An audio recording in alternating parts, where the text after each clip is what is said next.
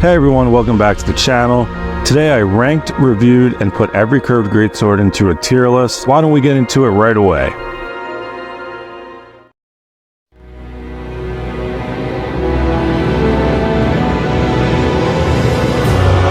The most powerful of the demigods, General Radahn was a ferocious warrior who had an endless hunger for battle. He idolized Godfrey, the first Elden Lord, and used Godfrey's line as his sigil. Thanks to the DLC, we also found out he had a kind and caring nature to him as well. The biggest Chad in Elden Ring lore may as well be the main character at this point. The Red Mane Knights were his elite soldiers, one of which is Freyja, who wielded this curved greatsword. And make no mistake about it, this is a beast of a weapon. It's the fourth longest curved greatsword, but its reach is second only to the Dismounter among the infusible ones. When you look at the damage it's capable of on a strength build, you really start to see the greatness of this weapon. But just plugging the numbers into a spreadsheet isn't telling the whole story. It has a passive ability of increasing the damage of Red Mane skills by 10%. Combine this with the Shard of Alexander's 15%, you get a total of 25%. Red Mane skills include possibly the best Ash of War in the game, Lion's Claw. It also includes the much cooler, but slightly worse, Savage Lion's Claw. Seriously, try it out though, immersion is more important than the meta, and Flame of the Red Manes. It's absolutely a great weapon without this passive ability, but when you factor in its already sensational AR, simple but efficient curved greatsword moveset, the above average range, this newcomer is firmly in the S tier.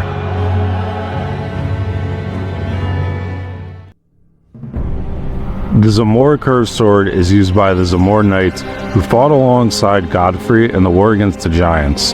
They were hailed as heroes across the lands between for their bravery and valor in Marika and Godfrey's campaign. It is rare that we get heroic figures in FromSoft lore without a dark or disturbing side to it, so it's pretty refreshing. Luckily, because I am interested in those Zamor guys, we did get some cool items from them in the form of the armor and their mask, but not really the weapon because this thing is dog shit. You see, this weapon has issues at every single level. Both damage and range are really bad, comparable to even normal curved swords. Despite this and how small it is, its light attacks and its moveset are slower than the other curved greatswords. I don't understand why that's a thing. Now, is this sounding like the worst weapon in the game? No, because of its Ash of War. Surprise, Elden Ring things. It's really good. Definitely one you can take down a lot of bosses with. I don't like weapons like this because I still have my Dark Souls 3 mindset of the weapon skill as a tool and not its primary form of attack. So the fact that the Zamor curved sword is not really worth using outside of its weapon skill makes me hate it.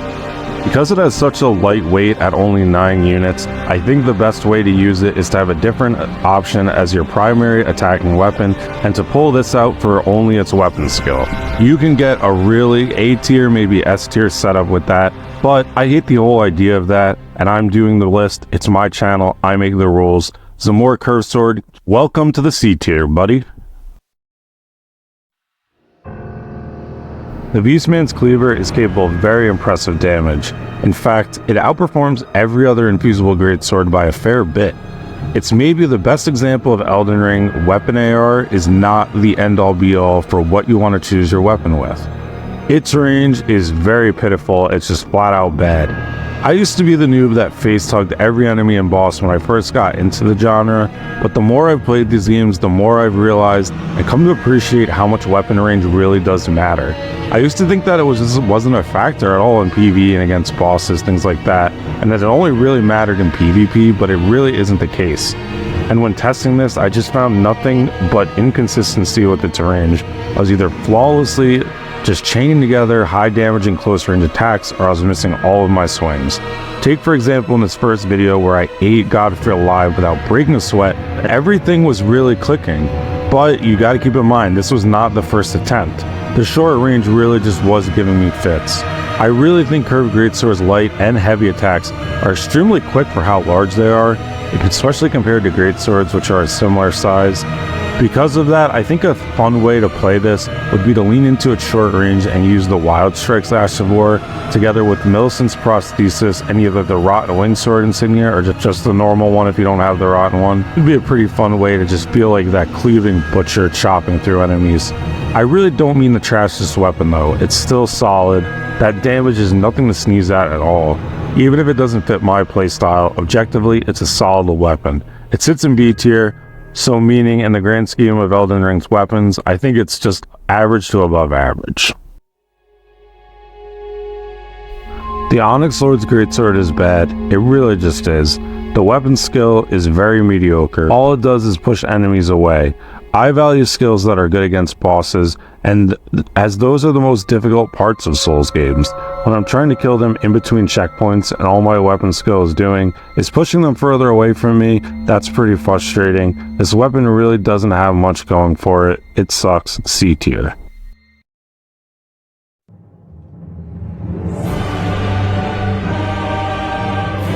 Morgott was born in Omen, considered cursed beings at birth. Because of this, he was blocked below the capital in a prison. But during the shattering, he escaped his prison, but instead of leaving, took it upon himself to defend the royal capital against any invaders. He loved the Erdtree despite how he was treated by them. He really just didn't get loved back, and decided that he would be its sole defender. Morgott is a generational hater. Even after you defeat him, he calls you a dumbass with his dying breath. He really doesn't like Tarnished, and the sword probably kills lots of them. The Morgott's Cursed Sword stands out as the lightest and longest weapon in the curved greatsword class.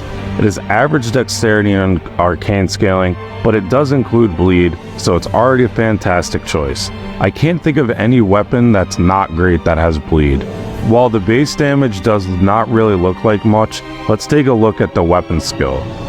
When you use it, you lunge forward, closing a significant distance and unleashing powerful slashes that leave behind a burst of blood flame. You can also follow it up with a second attack, and you probably should, even though the FP cost is pretty big. The coolness factor is really just undeniable.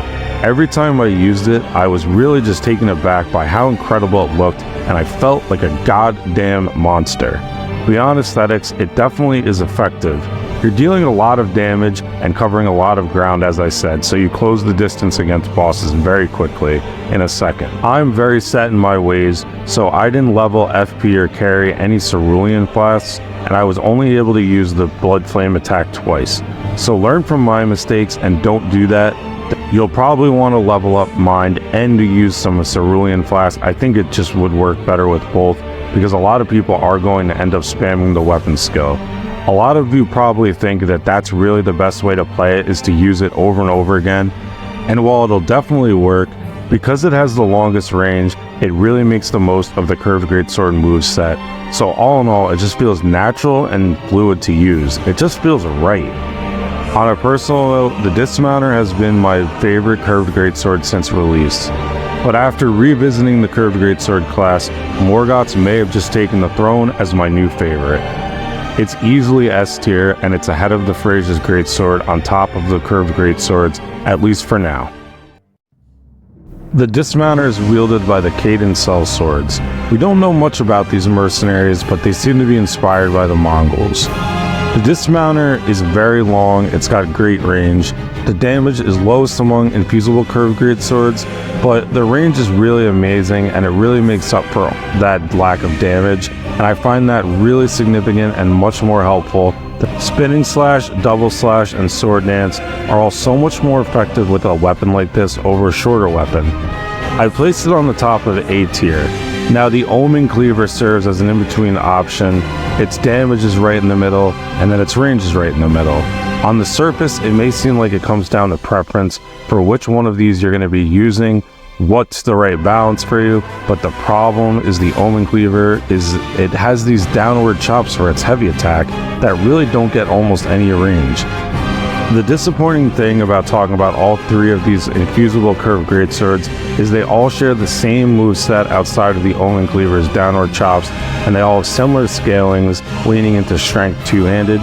There is not much to differentiate outside of AR and range. It would have been pretty sick to see the Omen Cleaver serve that in-between option.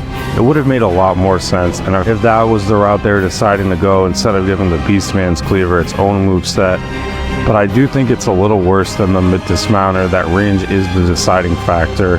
but I do think it's better than the Beastman's Cleaver, even though it does less damage because of just how short that Cleaver's range is, so A tier is where it lands.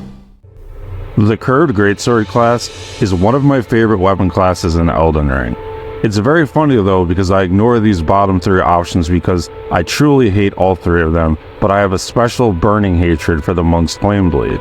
I do not have access to Cheat Engine because I'm on console, and I had to do a disgustingly long farm to try and get this weapon for the video so I can use it. I killed one boss and realized that was not even worth the time because everything people say about this weapon is true. And like I said guys, I'm on console, I don't have access to Cheat Engine.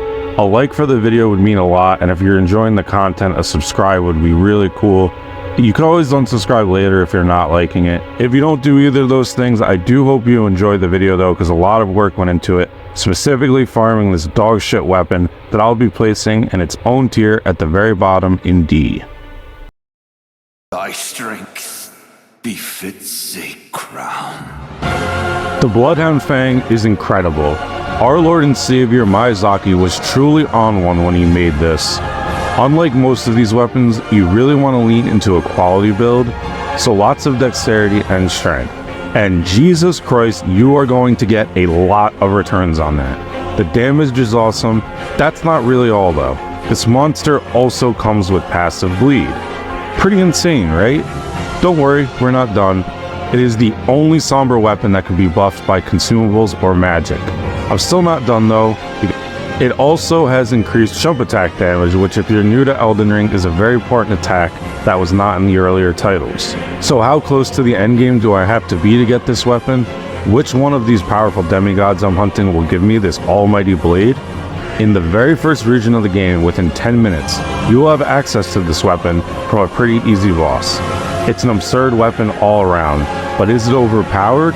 I'm not really sure how to define that, but what I will say is you're getting access to a top 10 weapon in Elden Ring in the very beginning. But I love its addition to the game. Think about it. It single-handedly brought more players into the genre by giving them an insanely strong weapon right away. But most importantly is you're not really attacking from any long distances, which can be seen as cheesing if you're comparing it to earlier titles. Take for example the Blasphemous Blade or Dark Moon Greatsword when you're attacking from distance and really just not having much difficulty. You may have an outrageously powerful weapon, but you're learning how to play the game and its mechanics. There's nothing wrong with playing the game how you want, by the way, but with the Bloodhound's Fang, it will translate to other games if you really do want to get into this genre. I also think it was a really good decision by FromSoftware to make this a solid weapon in PvP, but not spectacular. There's no Ash of War weapon skill on it that you can just spam to win. So it's a really amazing weapon, but you're also not ruining anybody else's time by it being so strong in invasions or PvP duels. I really want to say thank you to the Bloodhound Fang for existing. Even if it's not my most used weapon, I'm definitely glad it grew the community and Elden Ring almost on its own in some cases. If you guys were new to the genre in Elden Ring and it was your first one, or say a friend was, I'd really be curious to hear what you thought about the Bloodhound Fang. For me personally, I've known many a Tarnished that have taken this weapon from the very beginning in Limgrave right to the Elden Throne. The Bloodhound's Fang outclasses every other curved greatsword by a very significant amount. It is a top 10 weapon in the game, and for that reason, placing it in the S+ tier, reserved only for the truly elite weapons of Elden Ring. The Magma Wyrm Scalesword is very, very disgusting, and for that reason, I've never used it until now, not even once. I didn't realize just how great this curved greatsword is, because my god, it packs a punch. You want to use it on a strength and faith build. When fully upgraded, it reaches a B in both of these categories, so it's definitely a good idea to level up both of these equally. It shares the Omen Cleaver's heavy attack with those dumb downward chops, and while this can be pretty annoying due to its short range, unlike the Omen Cleaver, the damage you do more than makes up for it. You're probably thinking, wow, the Magma Wyrm Scalesword is really monstrous. You're so right, Shawnee. Because you're so handsome and your channel is growing so rapidly, I'll definitely join the club and subscribe and like the video, but it must have a mediocre weapon skill, right? Well, dear viewer, it's not just the standard damage that makes this weapon great. The weapon skill is truly phenomenal as well. You leap forward and use a more damaging version of the heavy chop down attack, but it leaves pools of lava all over the ground upon landing. These lava pools continue to deal damage to enemies and give Shawnee Vietnam-esque flashbacks to playing World of Warcraft as a 12-year-old and being screamed at by his guild of neckbeards and grown-ass men to not stand in the fire. It's even more effective against bosses, as you can probably imagine, but especially the larger ones, they're just going to run into more stuff by their huge size. Overall, the Magma Wyrm Scalesword is your go-to option among curved greatswords for a faith and strength build. It is a top tier option that you could have a dedicated build just for this, F tier in fashion, but it's neck and neck with the Morgott's Cursed Sword in the S tier. Objectively though, it's just ahead.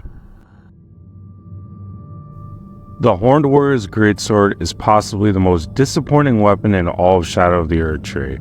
It is a guaranteed drop of the very last enemy you fight before the final boss, and that guy may as well be a boss in itself. Honestly, fuck him. I was excited when it went straight to my inventory because guaranteed drops that do this are usually very good.